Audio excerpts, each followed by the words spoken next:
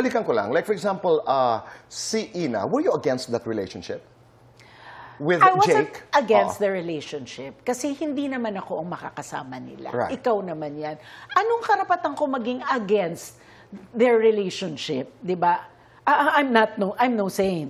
So, alam ko yung kontra din yung nanay ko o kontra din yung tatay ko, diba? So, I know how it feels for them. My point at that time was, let's do it right. Let's do it right. It was very tumultuous for a while until things just fell in their places. Okay na. Okay naman pala. Ganda. Oo, Diba? meron talaga. Maaantayin mo lang. You have to wait. And then, when things are okay, that's when you say, oh, di ba okay naman? Correct. Oo. No, ang ibig kong sabihin doon sa pag-aantay, minsan, pinipilit natin as parents, Yes. but you wait for the right time, and that's God's time. Exactly. Diba? Kasi, pag parents tayo, di ba, feeling ko, kaya rin siguro tayo nagiging ganyan. We're always worried about ano yung sasabihin nila. You're coming from that Anong space. sasabihin ng kapitbahay? Anong klaseng nanay ito? Whether we like it or not, we think that way. Ayokong pagdaanan ang pinagdaanan ko. Ayokong Yan. mahirapan ang Ayokong aking... sabihin nila na ganito. Right. Then after a while, buhay ko to eh. Tama. Buhay namin to. Pakialam nila. Moira ba has gotten married?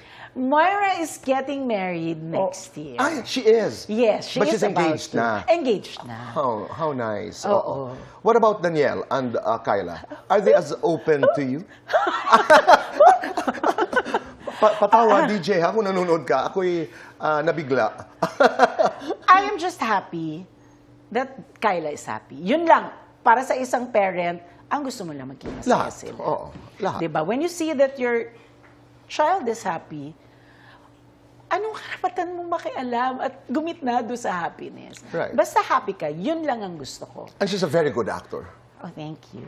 She is. Oo, napakahusay. Thank you. And I always tell my children kasi, since gusto niyo yung relationship na yan, there will always be misgivings coming from me. Kasi ang gusto mo lang naman as a parent, hindi sila masaktan, di ba? Yun lang yun. Huwag masaktan. Huwag Oo, mahirapan. Tama. At saka may sinabi kanina, I'm no saint, you know. I'm no Marami saint. akong pinagdaanan. Pumapasok ba doon ang elemento na sa lahat ng pinagdaanan ko, ayoko kayong masaktan katulad ng sakit na pinagdaanan. Of course. Di ba? Pumapasok yun. Of course. Pero, again, I will not impose. I will not impose.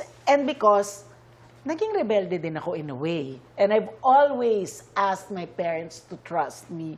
So, nagre-ring yun sa ulo ko every time na naiinis ako or parang, tama ba to? Nagre-ring yun. Lagi ko naiisip yun, huy, Janice, di ba sinasabi mo rin yan dati pagkatiwalaan ka? So, Oo. I have to trust my children Right. na kaya nilang panindigan, and whatever happens, they'll come out of it okay. When